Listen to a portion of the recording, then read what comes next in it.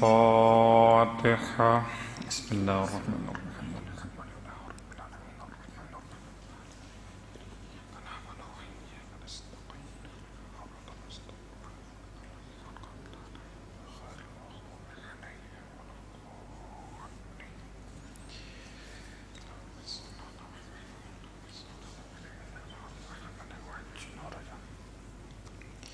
أعوذ بالله من الشيطان اللعين الرجيم. بسم الله الرحمن الرحيم. الحمد لله رب العالمين.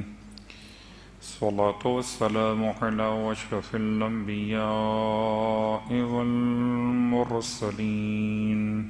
سيدنا أبي القاسم محمد صلى الله عليه وسلم وقلعوا أهل بيته الطيبين الطاهرين واللعنة الدائمة على أعدائهم أجمعين. أما بعد، فقد قال الله تبارك وتعالى في كلامه الحميد وفرقانه المجيد قوله الحق وهو أصدق القائلين. بسم الله الرحمن الرحيم. ويطاف عليهم بآنية من فضة وأكواب كانت قوارير من فضة قدروها تقديرا ويسقون فيها كأسا كان مزاجها زنجبيلا.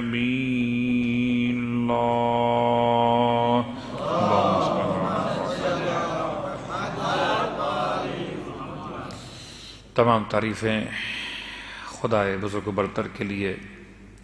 اس کی رحمتیں مسلسل ہیں، نعمتیں بے حساب ہیں، اور تمام ہدیہ درود و سلام و نصوات مقدسات کے لیے کہ جن کے وجود کی مناسبت سے نعمت قرار پائی ہے، رحمت سمجھ میں آئی ہے. الحمدللہ الذی جعلنا من المتمسکین بالقرآن العظیم واجعلنا من المتمسکین بولایت علی بن ابی طالب علیہ السلام.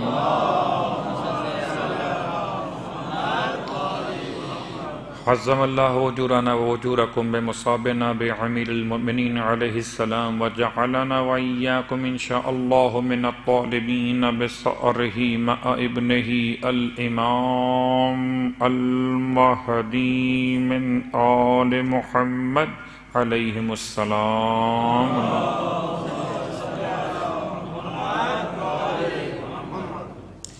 شکر پروردگار عالم کہ اس نے یہ راتیں ماہ مبارک اور رمضان کی نصیب کی، اور اس سے پہلے کہ ہم اہل قبور میں شامل کیے جاتے اور اہل قبور کی طرح زندہ افراد کو دیکھ کر کف افسوس ملتے جو نہیں آ سکتے ہیں، قبروں کے ساکن ہو چکے، وہ زندہ افراد کو دیکھ کر، آتے ہوئے نمازیوں کو دیکھ کر، یا ایک محسوس کرتے ہوئے کیفیت عبادت کو کف افسوس ملتے ہیں کہ تم جا رہے ہو زیارت کے لیے، تم جا رہے ہو مجلس حسین میں شرکت کے لیے، تم جا رہے ہو تلاوت قرآن کے لیے، تم جا رہے ہو عبادت کے لیے، اور ہم اب عمل کی دنیا سے باہر نکال دیے گئے.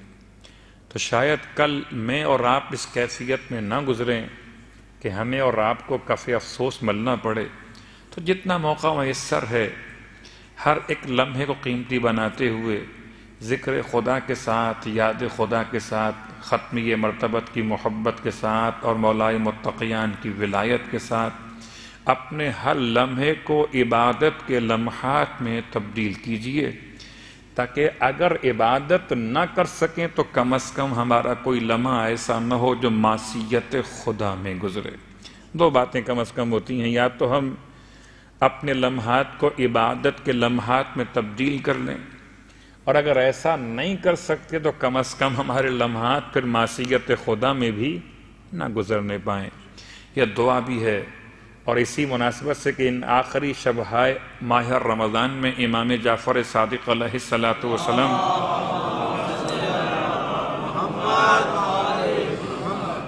رب کی بارگاہ میں ایک دعا مانگتے تھے، آئیے وہ ہر رات کی دعا ہے جو مشترکہ طور پر 10 راتوں کے لیے امام نے تعلیم فرمائی ہے، اور اس دعا سے پہلے یہ بات اندازہ بہرحال آپ کو بھی ہو رہا ہے کہ جب ماہ رمضان شروع ہوا تھا تو شوق کچھ اور تھا، اب جب ختم ہو رہا ہے تو ذوق کچھ اور ہو گیا ہے۔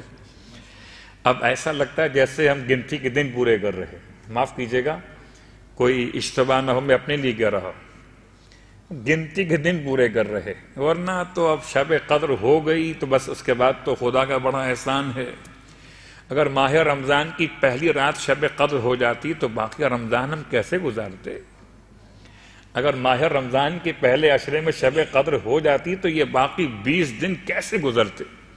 خدا نے بڑا احسان کیا کہ آخری عشرے میں بھی، طاق راتوں میں بھی، اور ایک رات خاص 23ویں شب قدر کے عنوان سے ہمارے لیے مرحمت فرمائی ہے۔ لیکن بہرحال کی یہ راتیں بڑی معتبر ہیں۔ ٹھیک ہے، بازار جانا بھی ایک موضوع ہے، عید کی تیاری بھی ایک عنوان ہے، لیکن ساری تیاریوں سے بہتر ایک اور تیاری ہے کہ دنیا کے اعتبار سے بھی امور انجام دیجئے اور خدمت سرکار سید الشہداء۔ ہو سکتا ہے مجھے بھی نہیں معلوم ہے اپنے بارے میں، اور آپ کو بھی نہیں معلوم اپنے بارے میں، کہ آپ یہ کہہ سکتے ہیں کل کی مجلس میں آپ زندہ رہیں گے۔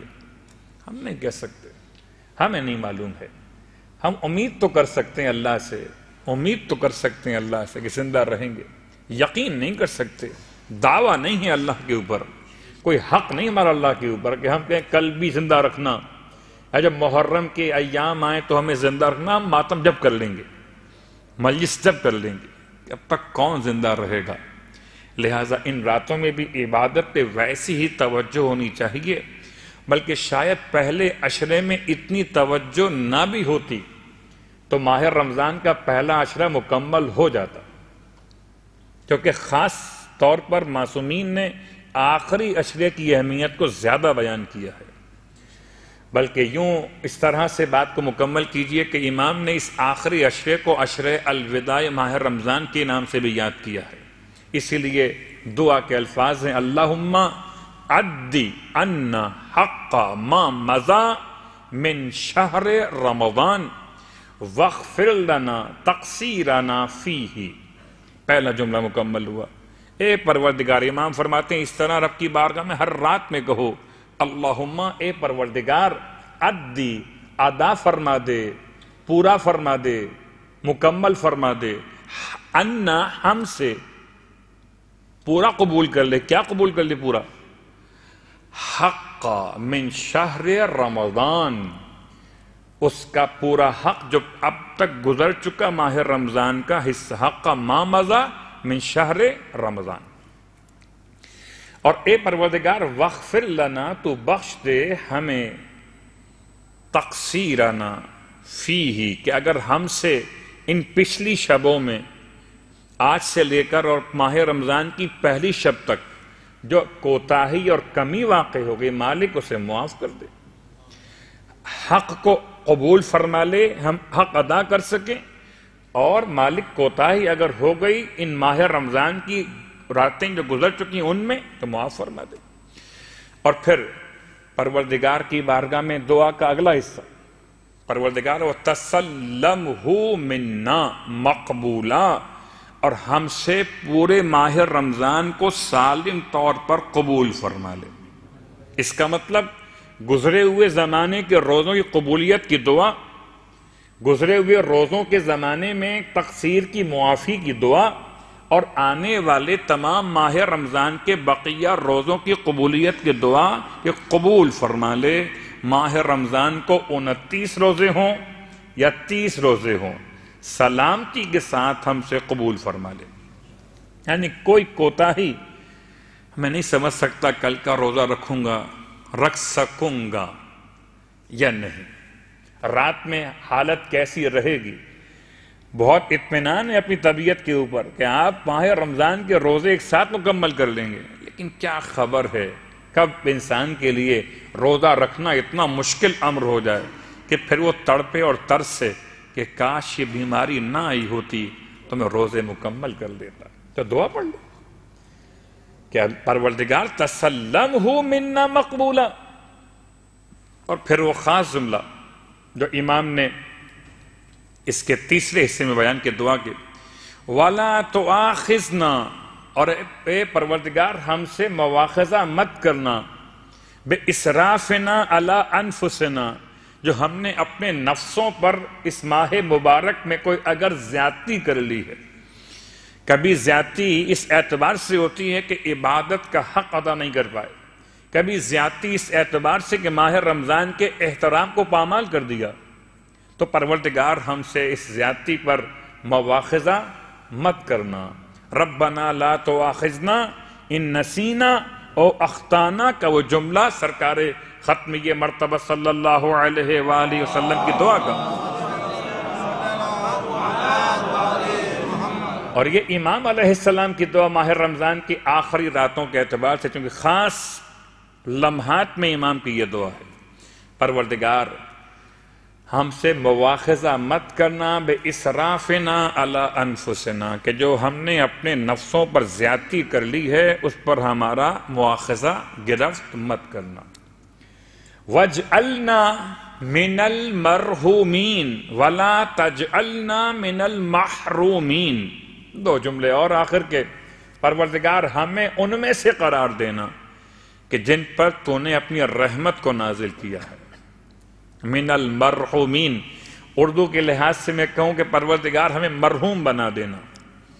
حالانکہ یہ کبھی کبھار تو ایسا مشکل مسئلہ ہوتا ہے جب کبھی پرچی دعائے شفا اور دعائے صحت کی اور فاتحہ کے ناموں کی آگے پیچھے ہو جائے، جن کے لیے دعائے صحت کروانی تھی ان کے لیے فاتحہ پڑھوا دی گئی، اور جن کے لیے فاتحہ پڑھوانی تھی ان کے لیے دعائے صحت کروا دی گئی۔ تو اگر مرحوم کی دعائیں صحت ہو گئی تو کوئی اشکال نہیں ہے، کوئی اعتراض نہیں ہے، لیکن اگر کسی بیمار کی فاتحہ ہو گئی تو پھر پڑھنے والے کے لیے مشکلات بہت ہو جاتی ہیں، یا خیر اور بہت سے مسائل آگے نکل جاتے ہیں بات کو پھر روکتے ہوئے۔ ہم اپنے آپ کو مرحوم کہتے ہوئے گھبراتے کیوں ہیں؟ کوئی کہے کہ مرحوم آ گئے، کتنا غصہ آتا ہے، خدا نہ خواستہ مرحوم ہوں دشمن آپ کے؟ نہیں، ہم مرحوم ہیں۔ وَاجْعَلْنَا مِنَ الْمَرْحُومِينَ، اے خدایا ہمیں مرحومین میں سے قرار دینا، جن پر رحمت نازل کی ہے تو نے ان میں سے قرار دینا۔ وَلَا تَجْعَلْنَا مِنَ الْمَحْرُومِينَ، اور ہمیں ان میں سے نہ قرار دینا کہ جو محروم کر دیے گئے۔ خدایا میری اور آپ کی دعا اس ماہ رمضان میں اور تمام مومنین اور مومنات کی یہ دعا مقبول و منظور فرما۔ صلوات پڑھیں محمد و آل محمد۔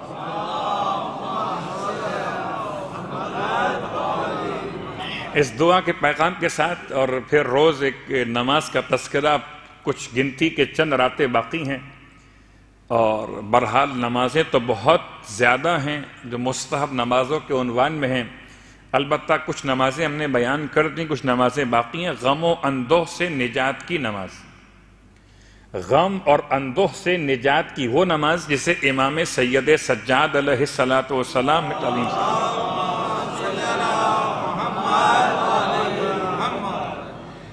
امام علیہ السلام کا معمول یہ تھا کہ جب کبھی آپ اس کیفیت میں مبتلا ہوا کرتے تھے، یا آپ نے خود جو تعلیم فرمایا کہ جب کبھی ایسی کیفیت ہو تو تمہیں چاہیے کہ پاک اور صاف لباس کا انتخاب کرو اور مستحبات کے ساتھ مکمل وضو انجام دو۔ پاک اور صاف لباس اور مستحبات کے ساتھ مکمل وضو انجام دینا۔ کبھی ایسا ہو سکتا ہے وضو آپ اور ہم کر رہے ہوں مگر مستحبات کو چھوڑ دیتے ہوں، جن میں سے خاص طور سے بعض مستحبات تو ایسے ہیں کہ جن کو چھوڑ دینے سے انسان کے لیے شاید نماز میں مشکلات پیش آئیں، جیسے منہ کے اندر جو غذا کے ذرے رہ جاتے ہیں، اگر کلی نہ کی جائے تو اس بات کا امکان ہے کہ نماز پڑھتے ہوئے تلاوت قرآن کرتے ہوئے وہ ذرات زبان پر آئیں گے۔ جب زبان پر آئیں گے تو پھر مخارج میں پرابلم پیدا ہوگی۔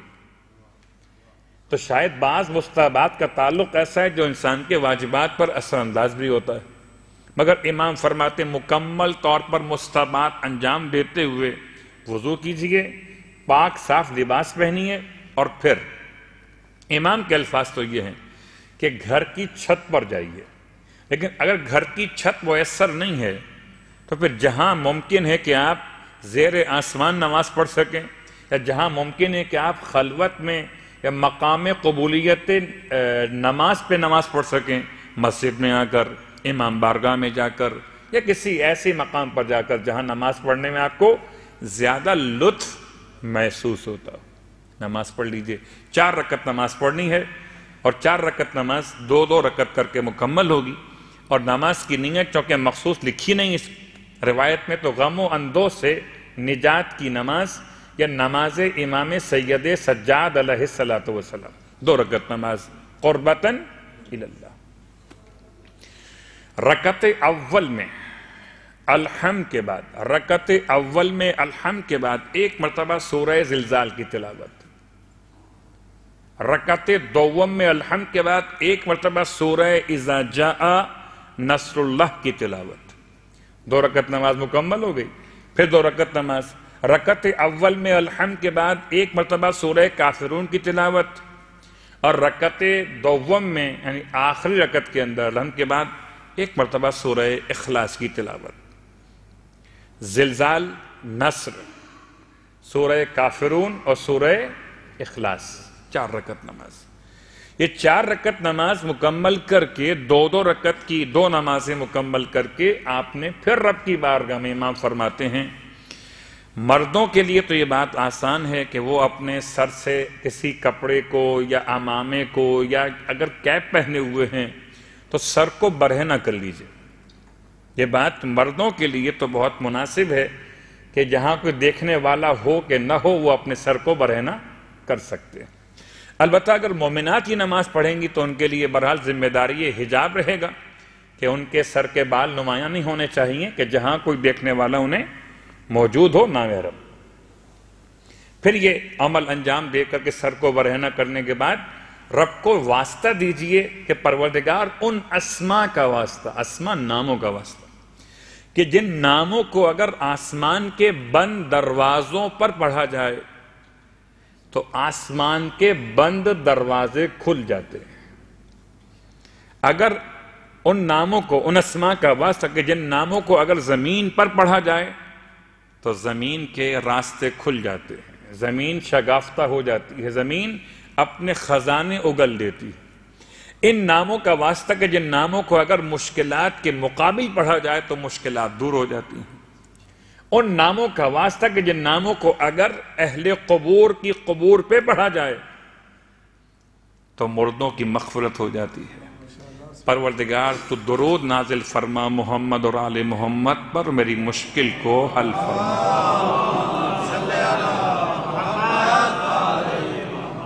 تو 4 جملے مولا نے استعمال کیے خدا کے ناموں کا عنوان دیتے ہوئے۔ خدا کے وہ نام آسمان پہ پڑھے جائیں تو دروازے وہاں کھل جائیں، زمین پہ پڑھے جائیں تو زمین اپنے خزانے اگل دے، اگر مشکلات کے مقابل پڑھے جائیں تو مشکلات ختم ہو جائیں، اگر اہل قبور کی قبور پہ پڑھے جائیں تو ان کی مغفرت ہو جائے، ان ناموں کا واسطہ۔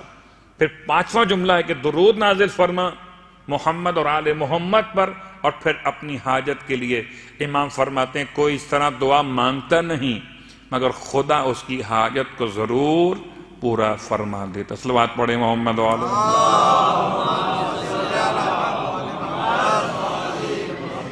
یہ تو نماز کا بیان تھا، اور نماز کے بیان کے بعد اب مشکل عنوان پہ ہماری گفتگو کل وہاں تک پہنچی تھی کہ جہاں انسان اپنے نفس کی پہچان کے اعتبار سے، اور بہت مشکل سا مرحلہ ہے، آسان نہیں ہے، اتنا آسان نہیں جتنا آسان سمجھا۔ قسم بخدا لوگ مجھ سے پوچھتے ہیں، بلکہ میں خود اپنے آپ سے پوچھتا ہوں، کوئی ایسی دعا، کوئی ایسی نماز، کوئی ایسا تعویذ کہ جو نفس کے خلاف جنگ میں مجھے بے فکر کر دے۔ تو اب تک تو تلاش کے باوجود مجھے کوئی ایسی دعا نہیں ملی، ایسی نماز نہیں ملی، بہت غور کیجئے گا، کوئی ایسا تعویذ نہیں ملا جو مجھے بے فکر کر دے کہ اب تو نفس سے کوئی مقابلہ نہیں ہے، اب تو کوئی جہاد نہیں ہے، لہذا اطمینان سے سو جائیے۔ آئیے اس کیفیت کو ہم اور آسان کرتے ہیں کہ انسان کے اندر کی کیفیات کو جو بیان کیا نفس کے نام سے ایک خود خواہی ہے، یعنی انسان کی اپنی خواہشات پہ عمل کرنا ایک خود پسندی ہے، انسان اپنی پسند کے پیچھے پیچھے چلنا شروع کر دے۔ کبھی کبھی ایسا ہوتا ہے کہ انسان اپنی خود پرستی، یعنی اپنے آپ کو سب سے بہتر خیال کرتے ہوئے اپنے نفس کی ہی پوجا کرنا شروع کر دیتا ہے، یہ سمجھنے کے بعد کہ مجھ سے بہتر کوئی اور فیصلہ کرنے پر قادر نہیں ہے۔ یہ تمام مسائل نفسیات ہیں کہ جنہیں مکتب عرفان اور مکتب عشق کے افراد نے اس طرح سے حل کیا، وہ کہتے ہیں نفس ایسا ہے۔ بہت غور کیجیے گا کہ کبھی کبھار تو انسان کو معلوم نہیں ہوتا کہ اس کے اندر یہ جذبات ہیں بھی کہ نہیں ہیں۔ کیا مطلب؟ اندر خواہشات ایسے سو رہی ہوتی ہیں جیسے کوئی اژدہا سرد موسم میں خون ٹھنڈے ہو جانے کی بنیاد پر پڑا رہتا ہے، اس کو ہاتھ لگائیے، اژدہے کو ہاتھ لگائیے، بچے اس سے کھیل لیں، کچھ نہیں کرتا، اور جیسے ہی دھوپ کی پہلی کرن اس پہ پڑتی ہے بیدار ہو جاتا ہے۔ دوسری مثال، یہ ساری مثالیں مکتب عرفان مکتب عشق والوں کی ہیں۔ کہتے کیفیات ایسی مثالیں کہ جو آج علم نفسیات اور خاص طور سے علم عرفانیات میں حیران ہے کہ اس زمانے کے افراد نے مثالیں سمجھی کیسے۔ کہتے ہیں ایسی مثال ایسے کہ جیسے کوئی بھیڑیا ہو یا کوئی کتا ہو اور وہ اپنے دونوں ہاتھوں کے درمیان اپنے سر کو دیے ہوئے پڑا ہوا ہو، بالکل نقصان نہیں پہنچاتا، بالکل شور شرابہ نہیں کرتا، وہ سو رہا ہے۔ اب بھیڑ سو جائے یا بھیڑیا سو جائے، سوتے ہوئے دونوں برابر ہیں، یہ بھیڑ سو جائے یا بھیڑیا سو جائے۔ لیکن جیسے ہی کوئی مردار، کوئی گوشت کا ٹکڑا، کوئی مرا ہوا حیوان ان کے قریب لا کے ڈال دیا جائے، یہ سوئے ہوئے بھیڑیے ایسے بیدار ہو جاتے ہیں کہ اس پر اچانک پل پڑتے ہیں، حتیٰ کہ ان کے بال، ہر ایک بال دانت کی طرح سخت ہو جاتے۔ انسان کو خود بھی نہیں معلوم ہے کہ اس کے اندر کتنی خواہشات ایسی ہیں کہ جو کسی بھی موقع پر، کسی بھی وقت میں بیدار ہو کر اس کے لیے مشکلات۔ صلوات پڑھیں محمد و آل محمد۔ چلیے مثالوں کو بڑا آسان کرتے ہوئے کہ یہ لفظ قرآن نے استعمال کیا کہ نہیں کیا؟ کیا استعمال۔ قرآن میں یہ لفظ استعمال ہوا تقریباً 3 مقامات پہ استعمال ہوا، 2 مقامات ایک جیسے اور ایک مقام سے الگ ہے۔ حضرت یوسف علیہ السلام کے واقعے میں 2 مقامات پہ استعمال ہوا۔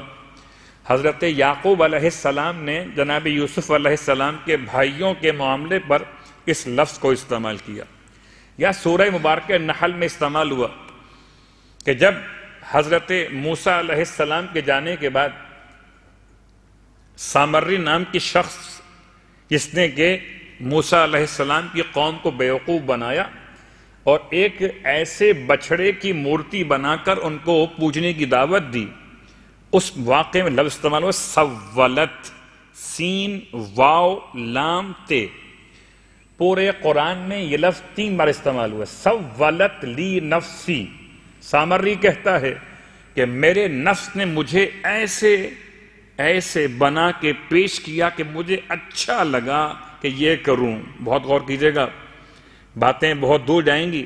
مجھے اچھا لگا کہ میں یہ کروں، اور وہ جو استعمال جناب یعقوب علیہ السلام نے کیا، سولت لکم انفسکم امرا، تم جو آگے خبر دیتے ہو کہ یوسف کو، تمہارے بھائی کو بھیڑیے نے کھا لیا ہے اور یہ اس کا خون آلود کرتا ہے، تو یہ تمہارے نفس نے تمہیں اس طرح زینت کے ساتھ یہ بات سمجھا دی ہے۔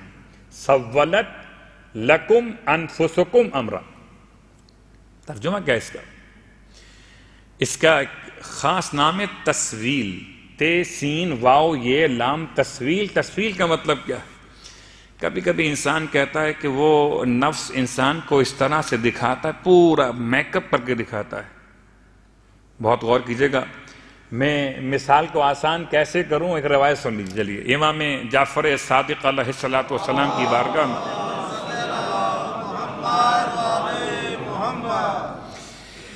امام کی بارگاہ میں ایک شخص ہے جو امام کے در دولت پہ حاضر ہوا ہے، بارگاہ مقدس میں حاضر ہوا ہے. اس نے دق الباب کیا. یہ بات میں مکمل کروں گا اشاروں میں، کھول کے بیان نہیں کروں گا. اس نے دق الباب کیا، امام کے دروازے مقدس پر نوک کیا. اندر سے کنیز دروازے پر آئی اور اس نے اپنا ہاتھ بڑھایا کنیز کی طرف. اس نے اپنا ہاتھ بڑھایا کنیز کی طرف. امام نے اندر سے، امام کے لیے تو مشکل نہیں ہے، انسان کسی مقام پر کسی طرح کے گناہ کو انجام دے، کوئی دیکھے نہ دیکھے، کوئی دیکھے نہ دیکھے، اسے خدا کی آنکھ بھی دیکھتی ہے، پیغمبر کی آنکھ اور مولا کی آنکھ بھی دیکھتی ہے. اور 3 کیمرے ایسے لگے ہوئے ہیں، ایک نہیں 3 کیمرے لگے ہوئے ہیں. ایک خدائے دو جہاں کی نگاہوں میں انسان رہتا ہے، ایک رسول خدا کی گواہی کے عنوان میں آپ تمام اعمال کے گواہ ہیں، اور تیسرا گواہ زمانے کا امام ہے. تو امام نے اس پورے منظر کو دیکھ لیا. جیسے ہی وہ اندر آیا، امام نے فرمایا تم یہ کیا حرکت کر رہے تھے؟ کہتا ہے مولا میں سمجھا کہ یہ کیفیت کیا ہے. بہت غور کیجئے گا کہ مجھے میرے نفس نے ایسا بنا کے دکھایا کہ جیسے ہے کچھ اور، دکھائی کچھ اور دیتا ہے کچھ اور، دکھائی کچھ اور دیتا ہے. تو انسان کا نفس اسے ایسی تصویر بنا کے پیش کرتا ہے کہ انسان اسے صحیح سمجھنے لگتا ہے. اس لیے کہا جاتا ہے جب کبھی گمان پیدا ہونے لگے تو اپنے گمان پہ زیادہ مت سوچا کرو کہ اکثر گمان انسان کو گناہ کی طرف لے جاتے ہیں. میں مثال کہہ دوں، میرے ساتھ خود ہو چکا ہے. ایک نمازی ہمارے مسجد کے باہر کے علاقے میں رہتے تھے اور ان کو مجھ سے شکایت ہو گئی. شکایت کیا ہوئی کہ مولانا مغرور ہو گئے. اچھا مغرور ہو گئے، کیا بات ہو گئی؟ کہ جب بھی میں ان کو سلام کرتا ہوں، جب بھی وہ اپنے خیال میں جب بھی میں ان کو سلام کرتا ہوں تو مجھے دیکھ کر منہ پھیر لیتے. اب میرے فرشتوں کو بھی خبر نہیں ہے، میرے فرشتوں کو بھی خبر نہیں ہے.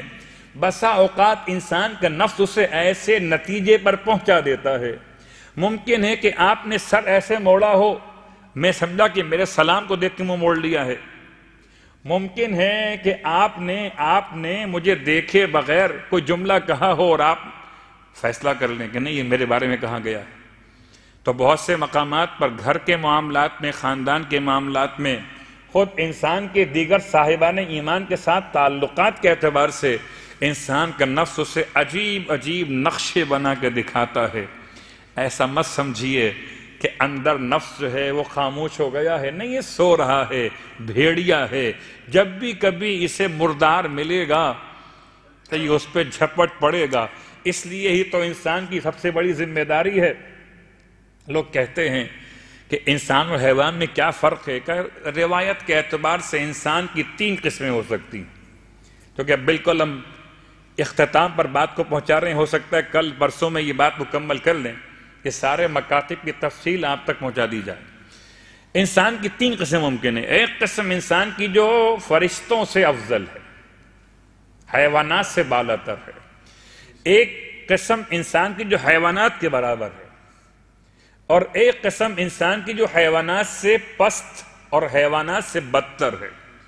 حیوانات سے بلند ہے، حیوانات کے برابر ہے، یا حیوانات سے پست ہے.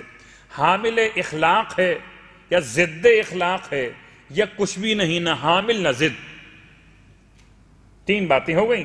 ایک حامل اخلاق یعنی فرشتوں سے بلند، ایک ضد اخلاق یعنی حیوانات سے بدتر، اور ایک نہ حامل اور نہ ضد یعنی حیوانات کے برابر. اب آئیے مثال، صلوات پڑھیں محمد و آل محمد.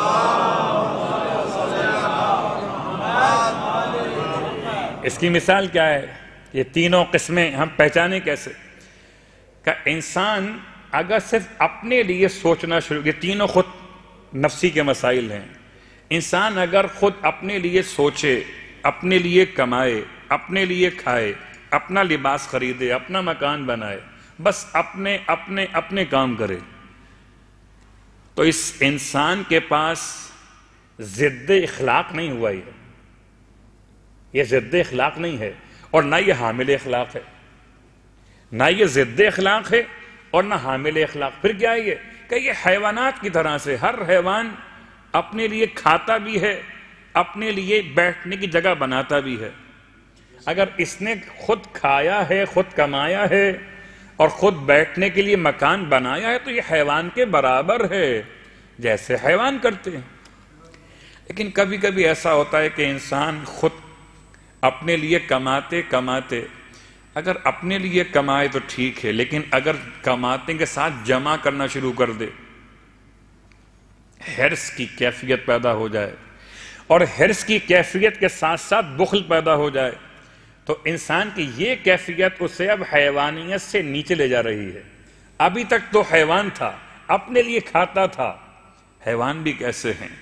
حیوان کو پتا ہے کل خدا کھلائے گا، تو آج کی بات تو کرتا ہے حیوان، کل کی بات نہیں کرتا. یا الفاظ کو بدل لیجئے، امام فرماتے ہیں رزق مسئلے پر خدا پر اتنا یقین تو رکھو جتنا پرندگان رکھتے ہیں. جب اپنے گھونسلے سے آشیانے سے نکلتے ہیں تو خالی پیٹ ہوتے ہیں، اور جب پلٹ کے واپس شام کو آتے ہیں تو پیٹ بھرا ہوا. صلوات پڑھیں محمد و آل محمد. تو ایک کیفیت یہ کہ انسان پھر حل من مزید اور چاہتا ہے، اور چاہیے. کتنا چاہیے؟ کتنا زندہ رہو گے؟ کتنا چاہیے؟ 2 روٹی آپ کے لیے کافی تھی، کیا 200 روٹی چاہیے آپ کے لیے؟ کتنا چاہیے؟ 2 لاکھ کافی تھے، تو 20 لاکھ چاہیے. یہ کیفیت کب ہوئی؟ 2 باتیں، حرص، لالچ، اور پھر انسان میں جب کہا گیا تمہاری خوش قسمتی یہ ہے، تمہاری سعادت یہ ہے، تمہاری آخرت یہ کہ تم خرچ کرو، لوگوں کھلاؤ، غریب کی امداد کرو، تو انہیں کوئی بات سمجھ میں منطق اور عقل کی نہیں آتی. کہتے ہیں بس یہ سب باتیں بیکار کی ہیں، یہ جو ہے جمع کرنا ہے. حرص اور بخل، یہ 2 کیفیات پیدا ہوئیں، اور اس سے بڑھ کر اور کیفیت وہ ہے تکبر اور خود پسندی. ابھی آہستہ آہستہ حیوانیت کے درجے سے نیچے گر رہا ہے.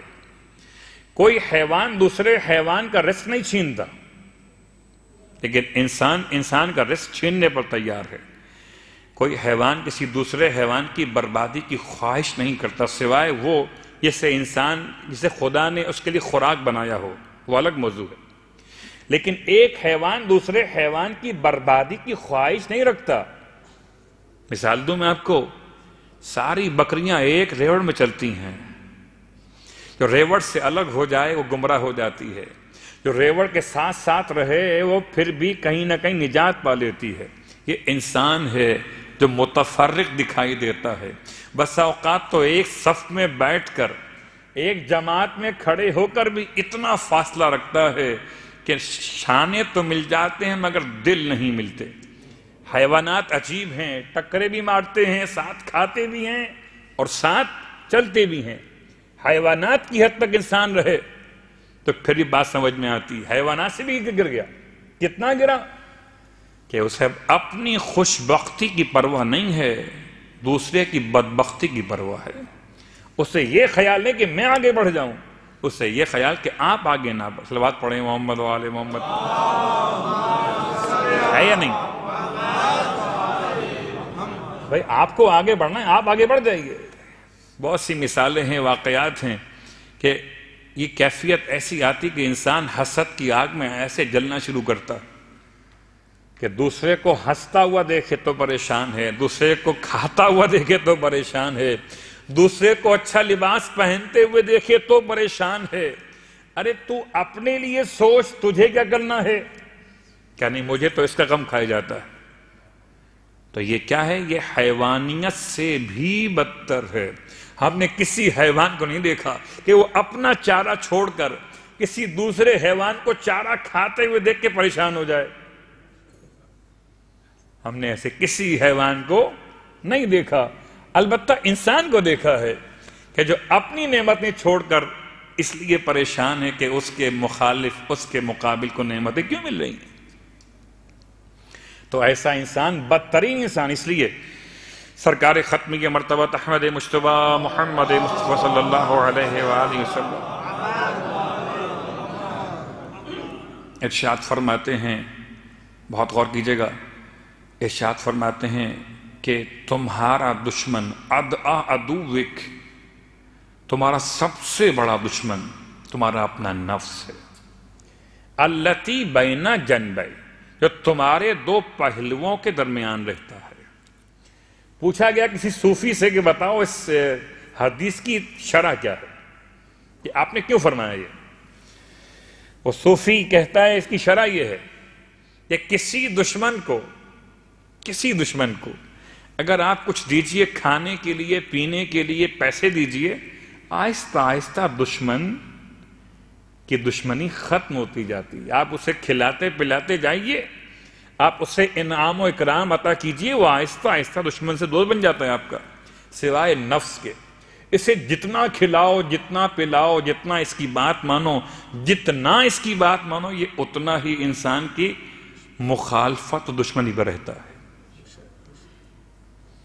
باہر کے جتنے دشمن ہیں، اور بات بڑی آسان سی ہے، اگر بھیڑیا جاگ رہا ہو تو بھیڑیے سے بچنا آسان ہے. اگر بھیڑیا جاگ رہا ہو، اگر اژدہا جاگ رہا ہو تو آپ اس سے مقابلے پہ تیار رہتے ہیں. لیکن اگر یہ بھیڑیا اور اژدہا سو گیا ہو اور آپ سمجھیں کہ اب تو یہ کچھ نہیں کر سکتا، تو اسی وقت انسان کسی گناہ کا شکار ہو جاتا ہے. بہت غور کیجئے گا، حتیٰ کہ نماز شب پڑھنے کے بعد، حتیٰ کہ تلاوت قرآن کے بعد، حتیٰ کہ انسان ماہ رمضان میں روزوں کی دعاؤں اور عبادات کے ساتھ جس لمحے یہ محسوس کرے کہ اب تو اندر والا کوئی بھی سر نہیں اٹھائے گا، کوئی جذبہ، کوئی خواہش، اسی وقت انسان کا امتحان شروع ہو جائے گا. اور وہ امتحان کیا؟ اس پہ اللہ کے رسول نے ارشاد فرمایا، جب ایک غزوے سے کچھ لوگ فتح یاب ہو کر واپس پلٹے تو اللہ کے رسول کی بارگاہ میں پہنچے، کامیاب ہو کر آئے تھے. مرحباً بکم، اللہ کے رسول نے ان کا استقبال کیا، ان کی تعریف کرتے ہوئے ان کو ویلکم کیا کہ آئیے، بہت مبارک ہو آپ کو، آپ آ گئے، آپ نے جہاد اصغر کر لیا ہے. شاید اگر اس مقام پر ہم اور آپ ہوتے تو ہم بھی سوچتے، یا رسول اللہ، جان لڑا کر تو آئے ہیں، آپ جان لڑانے کے بعد بھی اصغر کہہ رہے ہیں، یہ تو عجیب سی بات ہے. یا رسول اللہ، ہم نے تو بڑی محنت کی ہے، ہم نے تو اپنی جان خطرات میں ڈال کر دشمن کو ختم کیا ہے اور کامیاب ہو کے لوٹے ہیں. کبھی کبھی ہوتا نا، کہتے ہیں بڑی کامیابی نہیں ہے، یہ جہاد اصغر ہے. تو پھر اصحاب نے سوال کیا، یا رسول اللہ، پھر جہاد اکبر کیا ہے؟ فرمایا جہاد اکبر ہے اپنے نفس سے جہاد کرنا. گویا میدان جہاد میں دشمن سے مقابلے کے بعد مسلمان مجاہد غازی بن کے لوٹا، اس کو بھی ایک جہاد کرنا ہے. آپ نے نماز پڑھ لی ہے، روزہ رکھ لیا ہے، آپ کو بھی ایک جہاد کرنا ہے. نماز چھوٹا جہاد ہے، واجبات میں شامل ہے، لیکن اس سے بڑا جہاد اکبر کیا ہے؟ اپنے نفس سے جہاد کرنا. اور ایک جملہ کافی ہے، اور پھر بات کو آگے بڑھائیں گے. جہاد اکبر کے لیے اور اصغر میں کیا فرق ہے؟ اصغر میں یہ ایک دشمن سامنے تھا، میں نے ایک دفعہ مارا، وہ مر گیا، 2 دفعہ مارا مر گیا، 3 دفعہ مر گیا نا. لیکن یہ دشمن جو اندر بیٹھا ہوا ہے، یہ مرتا نہیں ہے. کیا خبر کب جاگ جائے، کیا خبر کب سر اٹھا لے، اور پھر ایسے تصویر بنا کے دکھاتا ہے کہ انسان سمجھتا ہے کہ شاید یہی بات صحیح ہے. رات کو لیٹتا ہے بستر پر، تانے بانے خوب بنتا ہے. اچھا، ساس نے یہ کہا تھا تو بیوی نے یہ کہا تھا تو اس کا مطلب یہ ہوا تو میں یہ ہو گیا. صلوات پڑھے محمد و آل محمد. ایسے ہی اللہ یا رسول اللہ، یا اللہم صلی اللہ علیہ وسلم. رات بھر بستر پہ لیٹ کے انسان کیا سوچ رہا ہے؟ یہ سوچ رہا ہے کہ اس نے یہ کیوں کہا، اس نے وہ کیوں مجھ سے رویہ اختیار کیا. یہ تمام باتیں کیا ہیں؟ یا کبھی انسان اپنے اپنے خیالات میں کھو کر، یہ خیالات کیا ہیں، وسوسے کیا ہیں، تصویر کیا ہے، تزیین، خوبصورتی، تصویر کیا ہے، وسوسہ ایسا بنا کر نفس دکھاتا ہے کہ آپ سائن اس پہ کر دیتے ہیں، یہ ٹھیک ہے، اوکے، اور آپ کو مجھے احساس بھی نہیں ہوتا کہ ہم نے کیا کیا ہے. شاید اسی لیے کہا جاتا ہے رب کی بارگاہ میں یہ مت کہو کہ تم نے کسی اور پہ ظلم کیا ہے، کہو ظلمت نفسی، میں نے ظلم کس پر کیا؟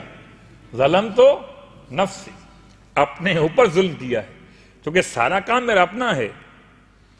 مجھے نفس نے اس طرح کی تصویر بنا کر دکھائی کسی کے بارے میں، مومن کے بارے میں، مومنہ کے بارے میں، کسی بھائی کے بارے میں، کسی کے اور معاملات کے بارے میں، کہ میں سمجھا کہ بات یہی حق ہے،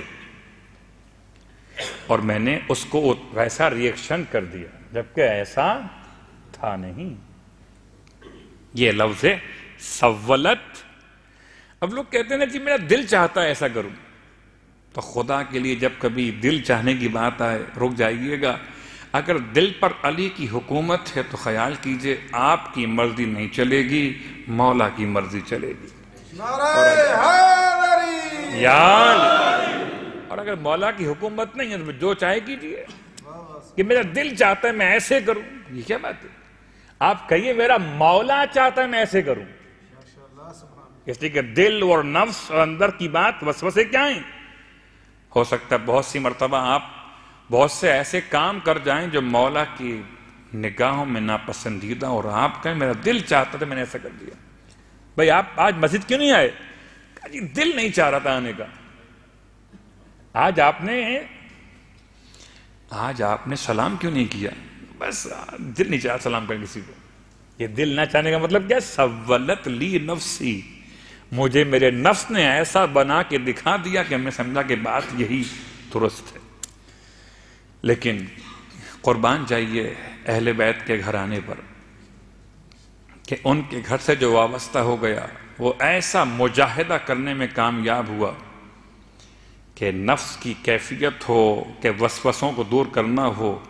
واقعاً بہت سے مقامات پہ معصومین کے غلاموں کا نام بھی ایسے لیا جاتا ہے کہ ہمارے لیے وہ آقا اور سردار کی مانند ہیں. ان کے غلام ہمارے آقا و سردار. اور انہی مقامات کے حوالے سے ہم نے جو بات کو مکمل کرنا ہے کہ جب خدا نے اہل بیت اطہار کے مقامات کو بیان کیا سورہ مبارک الدہر، سورہ انسان کے اندر، تو کہاں بیٹھے ہوں گے یہ آپ نے کل سن لیا، موسم کیسا ہوگا یہ آپ نے سن لیا، لباس، جنت کی نعمتیں کیا یہ سن لی. مگر ابھی بھی تذکرہ چل رہا ہے. روٹی ایک دی ہے، تذکرے میں اتنی آیتیں ہیں کہ پورا ماہ رمضان ختم ہونے کو آ گیا ہے، سورہ دہر مکمل نہیں ہو پا رہا. وَدَانِيَةً عَلَيْهِمْ ظِلَالُهَا، اور ان پر بہت قریب ہے. دانیتاً اس حالت میں کہ ملا ہوا ہے، دنی دنوف سے، دنیا سے قریب ہونے والی. دانیتاً علیہم ظلالها، ان پر ایسے سایہ کیے ہوئے جنت کی نعمات کے درخت موجود کہ جہاں بیٹھیں وہاں سایہ ان تک پہنچے ہوئے. ہو سکتا ہے آپ سوچیں کہ یہ کمرے کی بات ہے کہ باہر لان کی بات ہے. یہ دنیا کا مسئلہ ہے کہ اگر آپ روم میں ہیں تو باہر لان کا مزہ نہیں مل سکتا آپ کو، اور اگر باہر لان میں ہیں تو روم کا جو انوائرمنٹ ہے وہ آپ کو نہیں مل رہا. جنت میں یہ دونوں ایک جگہ ملیں گے آپ کو. روم میں رہ کر آپ چاہیں گے آپ کو لان کا مزہ ملے، لان میں بیٹھ کر چاہیں گے آپ کو روم کا مزہ ملے. بس جو چاہیں گے وہ ملے گا.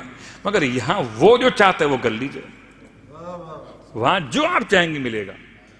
ایسا ملے گا کہ آپ اندر بیٹھے ہوں. کبھی کبھار ہم چاہتے ہیں کہ باہر کا منظر پورا دکھ رہا ہو مگر باہر والا کوئی ہمیں نہ دیکھے، ہماری پرائیویسی بھی متاثر نہ ہو. تو جنت میں دیواریں ایسی ہوں گی کہ اندر بیٹھ کے آپ سب باہر کا منظر دیکھیں گے مگر کوئی آپ کی معمولات کو ملاحظہ نہ کر سکے گا باہر سے. اور اسی انداز سے دانیتاً علیہم ظلالها، وَذُلِّلَتْ قُطُوفُهَا تَذْلِيلًا، اور خدا نے بہت منکسر کر دیا، بہت خاضع کر دیا، بہت نیچے کر دیا تمہارے لیے اے اہل بیت اطہار، ان تمام پھلوں کو کہ جہاں بیٹھو گے وہ خود بخود تمہاری طرف جھکیں گے. یعنی ہاتھ اٹھانے کی زحمت بھی نہیں ہوگی کہ اتنا اوپر ہے کہ میں یہاں ہاتھ اٹھاؤں تو علم کو چوموں گا. نہیں، یہ نعمت پروردگار جنت میں ایسے جھکے گی کہ جہاں چاہوں گا وہ ہاتھ میں آ جائے گی. وَذُلِّلَتْ، اور اس طرح سے اس کو ذلیل کر دینا. ذلیل کا مطلب کیا ہے؟ نیچے لے آنا، اتنا آسان کر دینا. قطوفہا، کہ اس کا توڑنا جو ہے مشکل نہ رہے پھلوں کا. وَيُطَافُ عَلَيْهِمْ بِآنِيَةٍ مِّن فِضَّةٍ، اور تو کہ مجھے آج اس آیت تک تو آنا ہی تھا خاص طور سے. وَيُطَافُ عَلَيْهِمْ بِآنِيَةٍ مِّن فِضَّةٍ. یطاف کہتے ہیں طواف کو، طواف کہتے ہیں گھومنے کو لغت کے لحاظ سے، نہ کہ اصطلاح کے لحاظ سے. یطاف مانے گھومنا. شاید پہلے 1400 سال پہلے یہ تصور نہیں تھا کہ دسترخوان پر دسترخوان لگا ہوا ایک ڈش یہاں رکھی ہوئی ہے، ایک وہاں رکھی ہوئی ہے. اب مجھے اگر وہ چاہیے تو مجھے اٹھ کے جانا پڑے گا تو وہاں تک لینے کے لیے، یا میں کسی اور سے کہوں گا آپ اٹھا کے مجھے دیجیے گا. اب ایسی ٹیبلیں کھانے کی موجود ہیں جو موو کرتی ہیں. آپ گھمائیے تو وہ ڈش آپ کے سامنے، اب ٹیبل گھوم رہی ہے، آپ نہیں گھوم رہے، آپ کے سامنے ٹیبل گھوم رہی ہے، وہ کھانا آپ کے سامنے آ جائے گا. یطاف علیہم بآنیۃ من فضۃ. اگر آج دنیا میں یہ سہولت ہو سکتی کہ خدا نے نہ بنائی ہوگی، کہ ان کے سامنے برتن ایسے گھوم رہے ہوں گے کہ ہاتھ بڑھا کر جب چاہیں جس برتن کو چاہیں اٹھا لیں. یطاف علیہم بآنیۃ من فضہ. اور یہ برتن کیسے ہوں گے؟ آنیاں، انا، برتن چاندی کے ہوں گے. من فضہ. وہ اکواب، اکواب جمع کوب کی. کوب کسے کہتے ہیں؟ کوب کہتے ہیں پیالے کو. پیالہ اس میں ہینڈل نہیں ہوتا، ہینڈل سے پینا ذرا مشکل ہے. ہینڈل کبھی انسان اٹھاتا ہے، بہت سے مقامات پہ ہینڈل کمزور ہوتے ہیں، ہینڈل ٹوٹ گیا تو پورا جو کپڑا خراب ہو گیا. تو پیالے ہوں گے. کیسے پیالے ہوں گے؟ ان میں ہینڈل نہیں ہوں گے. اکواب کانت قواریرا. اور یہ پیالے ہوں گے بنے ہوئے قواریرا، شیشے کے برتن سے، شیشے کے بنے ہوئے. قواریر جمع ہے قارورہ کی، اور قارورہ کہتے ہیں شیشے کے ظرف کو، شیشے کی بوتل کو. قواریرا من فضۃ قدروہا تقدیرا. اور یہ شیشے کے برتن یا ظرف یا ساغر ایسے ہوں گے کہ جن پر چاندی مزید لگی ہوئی ہوگی. اور قدروہا تقدیرا، یہ جیسے اس کی مقدار چاہیں گے ویسے ہو جائے گی. کیا مطلب؟ کبھی کبھی ایسا ہوتا ہے کہ چھوٹے گلاس میں آپ نے مجھ کو چائے دے دی، اب کہ میں تو چائے زیادہ پیتا ہوں، اب میں پہلے اس کو پورا پیوں گا، خالی کروں گا، پھر آپ مجھے اور دیں گے. ہو سکتا ہے جب تک چائے کیا ذائقہ کہیں تبدیل نہ ہو جائے رکھے رہنے سے، تو کبھی دل چاہتا ہے بھیا میں چائے بڑے کپ میں پیتا ہوں. تو قیامت میں جنت میں ایسا ہوگا کہ جو سائز آپ چاہیں گے وہ ہو جائے گا. آپ چاہیں گے میں ایک گھونٹ پیوں تو پیالہ اتنا چھوٹا، اس میں ایک گھونٹ ہی آئے گا. آپ چاہیں گے میں 100 گھونٹ پیوں، صلوات پڑھے محمد والے محمد. یعنی جو پیالے کا سائز ہے وہ بھی آپ کی مرضی پر چھوٹا اور بڑا ہوتا رہے گا. تو یہ جنت کی نعمتوں کا تذکرہ ہے، اور اس میں پروردگار نے بہانے سے 2 مرتبہ فضہ کا نام لیا ہے. میں لفظ کہہ رہا ہوں بہانے سے، اس لیے کہہ رہا ہوں پورے قرآن مجید میں فضہ کے لفظ کو استعمال کیا قرآن مجید نے تقریباً 5 مقامات پر. اور 5 مقامات میں سے 2 مقامات تو ایسے جن کا تعلق فضائل کے عنوان سے نہیں ہے بلکہ سونے اور چاندی کے باب میں آیا ہے، ذہب والفضہ. اور 3 مقامات ایسے کہ جہاں پر خدا نے جنت کی نعمتوں میں فضہ کا لفظ استعمال کیا، اور تینوں سورہ حلقہ کے اندر ہیں. کیوں؟ اس لیے کہ آج تذکرہ ایک ایسی خاتون کا، ویسے تو ہم امہات المعصومین کی بات کر رہے تھے، لیکن آج اور باقی آنے والی راتوں میں کچھ ایسی خواتین کا ذکر بھی ہوگا کہ جن کا تعلق اہل بیت کے خاندان سے اتنا شدید رابطہ ہے۔ ان میں سے ایک خاتون فضہ ہے۔ فضہ حضرت میمونہ ان کا نام کہا جاتا ہے، اور یہ حبشہ کی رہنے والی، حبشہ بر اعظم افریقہ میں خاص علاقہ، اور قبیلے کا نام نوبیہ، اور اسی اعتبار سے ویسے تو بر اعظم افریقہ سے بہت سے افراد کا تعلق رہا ہے خاندان انبیاء اور ائمہ میں۔ ایک بہت معتبر نام حضرت حاجرہ سلام اللہ علیہ کا، آپ کا تعلق مصر سے تھا، مصر ہے بر اعظم افریقہ کے اندر، جناب حاجرہ۔ جناب حاجرہ کے علاوہ جناب ماریہ قبطیہ سلام اللہ علیہ، ان کا تعلق بھی حبشہ سے ہے، اور حبشہ کے نوبیہ قبیلے سے ہی ہے۔ اور بھی ایک خاص نام، اصل نام برکتن ہے، اور مشہور ہیں ام ایمن۔ ام ایمن کون؟ یعنی سرکار ختم یہ مرتبہ صلی اللہ علیہ وآلہ وسلم کی، کہتے ہیں جناب عبداللہ کی کنیز تھیں، اور جناب عبداللہ کی ملکیت جب منتقل ہوئی تو اس کے ساتھ یہ منتقل ہوئی، یا بہرحال خدمت گزار ختم یہ مرتبہ تھیں ام ایمن، اللہ کے رسول کی خدمت گزار۔ اور یہ ان کا اصل نام برکہ ہے۔ یہ ام ایمن، ایمن آپ کا بیٹا ہے۔ ایمن شہید کب ہوا؟ جنگ خیبر میں۔ اور ایک اور آپ کا بیٹا، اس کا نام بیان کیا گیا، وہ خاص طور سے اسامہ، جو مشہور ایک اس میں گرامی ہے، جس پہ اللہ کے رسول نے اپنے آخر زمانے میں ایک ایسا لشکر مرتب فرمایا تھا جس کی سرداری اسامہ جوان کے ہاتھ میں تھی۔ کہتے ہیں اسامہ بھی آپ کا بیٹا تھا۔ کس کا؟ ام ایمن کا، برکہ کا۔ ام ایمن کہاں سے؟ افریقہ سے۔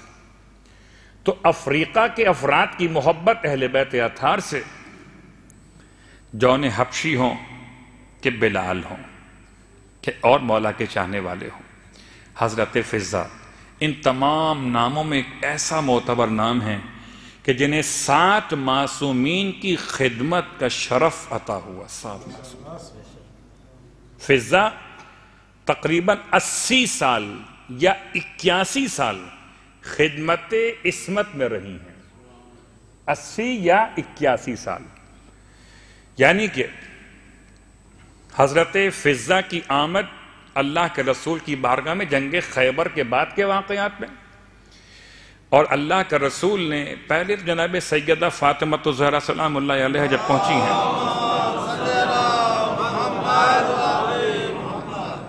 جب پہنچی ہیں بابا کی بارگاہ مقدس میں مولا متقیان کے ساتھ، اور گھر کے لیے ایک کنیز کا سوال کرنا چاہتی ہیں، جیسے کہ آپ کے علمی اور روایت پہلے سے موجود ہے، تو اللہ کا رسول نے بیٹی سے فرمایا، کیا میں تمہیں ایسی شے نہ عطا کروں جو دنیا وما فیہا سے بہت بہتر ہو؟ تو تسبیح آپ نے عطا فرمائی تھی، اور یہ حضرات معصومین واپس آ گئے۔ اس کے بعد کہتے قرآن کی آیت نازل ہوئی، فَقُلْ لَهُمْ قَوْلًا مَيْسُورًا، کہ اگر آپ اپنے رب کی محبت میں ان چاہنے والوں سے اس طرح گفتگو کرتے ہیں کہ ان کے مسئلے کو سن کے آپ خاموش ہو جاتے ہیں اور ذکر خدا کی تعلیم فرماتے ہیں، فَقُلْ لَهُمْ قَوْلًا مَيْسُورًا، تو آپ کو چاہیے ان سے نرم انداز سے بات کریں۔ اس آیت کے ذیل میں لکھتے ہیں علماء کہ اس کے بعد اللہ کا رسول نے حضرت میمونہ کو خدمت سیدہ میں دیا، جبکہ خیبر کے بعد ہی آپ کی خدمت میں آئی ہیں۔ ہجرت کا 7واں برس تھا، 7ویں برس سے لے کر اور 87 سن ہجرت تک، جناب زینب کی وفات کے بعد تک جناب فضہ خدمت معصومین میں رہی ہیں۔ اور یہی وہ انداز ہے کہ بعض روایات کے اعتبار سے اللہ کے رسول نے اپنی بیٹی کہہ کر یاد کیا، جناب سیدہ نے اپنی بہن کہا۔ روایت کہتی ہیں کہ جناب فضہ سے اللہ کے رسول نے پوچھا، فضہ کیسی گزرتی ہے؟ فرمایا، یا رسول اللہ اس سے بہتر اور کیا گزرے گی کہ میں سو کے اٹھتی ہوں تو مجھے سیدہ بہن کہتی ہیں، اور جنت کے جوانوں کے سردار مجھے ماں کہہ کے سلام کرتے ہیں۔ فضہ کا مقام کتنا بلند ہے۔ بڑی خدمت کی فضا میں، اور آج کی حد تک پوری تفصیل میں انشاءاللہ ہم آہستہ آہستہ آگے بڑھیں گے کہ کتنے واقعات آپ کی ازدواجی حیثیت کیا تھی، کتنی بار پروردگار نے آپ کو صاحب اولاد کیا، کتنی اولادیں آپ کی تھیں، بیٹیاں بیٹے، تمام مسائل انشاءاللہ ممکن ہو تو آئیں گے. لیکن آج کی حد تک بات مکمل کرتے ہوئے فضا خدمت اہل بیت میں 7 معصومین سے، 7ویں معصوم کون؟ امام محمد باقر علیہ السلام تک. یہ فضا وہ ہیں کہ جنہوں نے انگلی تھام کر حضرت عباس کے ساتھ اس چلنے کے عمل کو انجام دیا ہے. فضا کون؟ اللہ اکبر. بڑی محبت تھی اللہ کے رسول سے. آپ فرماتے ہیں فضا کیسی گزر رہی ہے، تو بڑا فخر تھا خدمت اہل بیت پر. فرماتے ہیں اس سے اچھی میری اور کیا گزرے گی کہ مجھے جنت کی خواتین کی سردار بہن کہتی ہیں، اور جوانان جنت کے سردار مجھے ماں کہہ کے سلام کرتے ہیں. زینب مجھے ماں کہہ کے سلام کرتی ہیں. اور مولائے متقیان کے الفاظ اللہم بارک لنا فی فضتنا، پروردگار تو ہمارے لیے ہماری فضا کو مبارک قرار دے.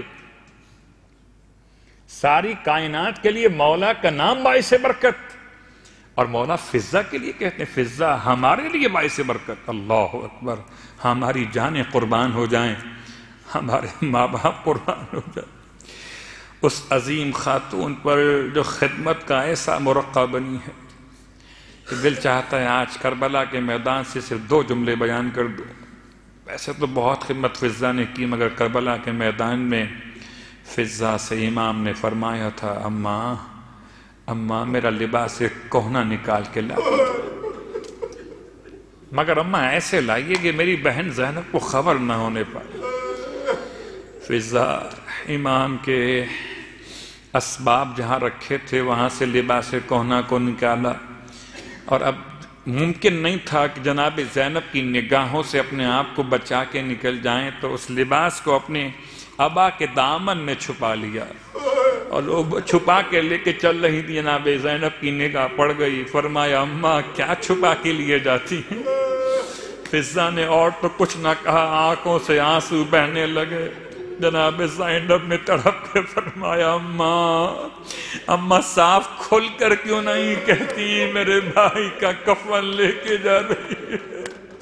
گویا میرے مولا نے جس سے آخری لباس طلب کیا، آخری خدمت وصول کی، وہ فضا کی ذات مقدسہ تھی. واہ محمد. اور یہاں زینب میں کہاں اتنی برداشت ہوتی کہ بھائی کو لباس کفن لا کے دیں. اس لیے میرے مولا نے فضا سے فرمایا تھا بہن کو خبر نہ ہونے پائے. رونے والوں ایک جملہ اور سنیے گا، قیامت کا جملہ ہے. جناب فضا کی ایک اور خدمت سن لیجئے، باقی باتیں انشاءاللہ آئندہ آئیں گی. وہ کون سی خدمت فضا کی ہے؟ کربلا میں خدا پہنچائے مجھے بھی اور آپ کو بھی. ہم مقدس مقامات کی زیارت کرتے ہیں تو ایک مقام کربلا میں دیکھتے ہیں، مقام اسد و فضا. یہ مقام جہاں پر ابو الحارث نامی شیر کو فضا نے آواز دی تھی. یہ کب کا واقعہ ہے؟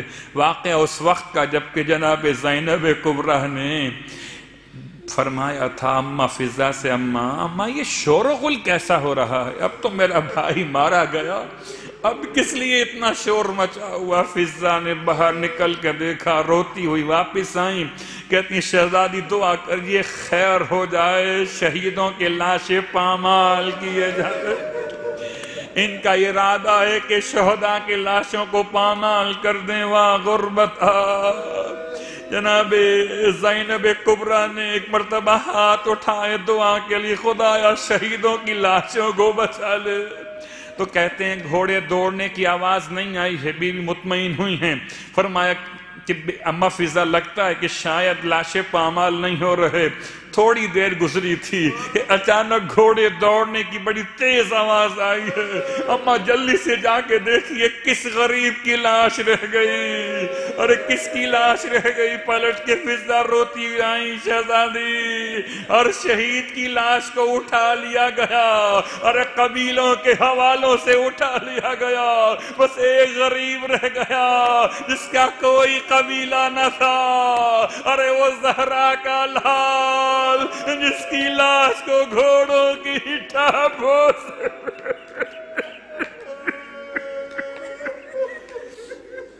اللہ ولعنۃ اللہ علی القوم الظالمین وسیعلم الذین ظلموا ای منقلب ینقلبون۔ بار اللہ واسطہ محمد و آل محمد کا ہماری اس عبادت کو اپنی بارگاہ میں قبول و مقبول فرما۔ بار اللہ واسطہ محمد و آل محمد کا پروردگار تمام حاضرین مجلس کی حوائج شرعیہ کو پورا فرما۔ بار اللہ واسطہ محمد و آل محمد کا خاص طور سے جن افراد نے دعائے صحت کی التماس کی ہے، بعض خواتین مومنات نے، بعض مومنین نے اپنے بیٹوں کے لیے، بچوں کے لیے، بچیوں کے لیے تمام کی دعاؤں کی التماس پروردگار تمام کی دعائیں مقبول و منظور فرما۔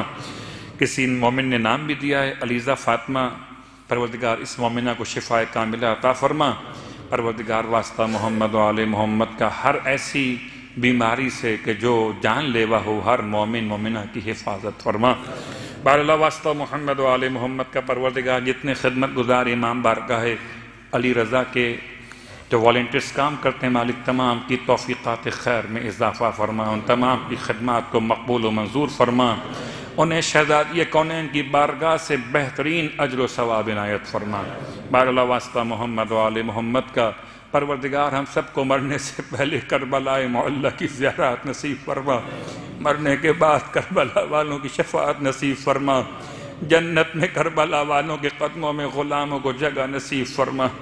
پروردگار ہمیں بھی، ہمارے والدین کو بھی، آباء و اجداد کو بھی، ذریت و اولاد کو بھی امام کی شفاعت نصیب فرما۔ امام زمانہ علیہ السلام کے ظہور میں تعجیل فرما، ہمیں امام کے غلاموں میں مشہور فرمائے۔ مرتبہ سورہ الحمد اور 3 مرتبہ سورہ اخلاص کی تلاوت فرما لیجئے۔ آج کی افطار لال جی فیملی کی طرف سے تھی، ان کے مرحومین کے لیے یوسف علی لال جی، سکینہ بائی، محمد اقبال لال جی، تمام مرحومین لال جی فیملی، راؤ جی فیملی، علاؤدین پٹیل فیملی، غلام عباس بنٹا والا فیملی، محمد جیوانی فیملی، پیار علی سمانی، سجاد خواجہ، محمد ملانی مرحومین، اور غلام عباس ابن محمد علی شاہدی، ان کی نماز وحشت کی بھی التماس ہے۔ تمام ارواح مومنین مومنات، تمام شہداء ملت کے لیے الفاتحہ۔ بسم اللہ الرحمن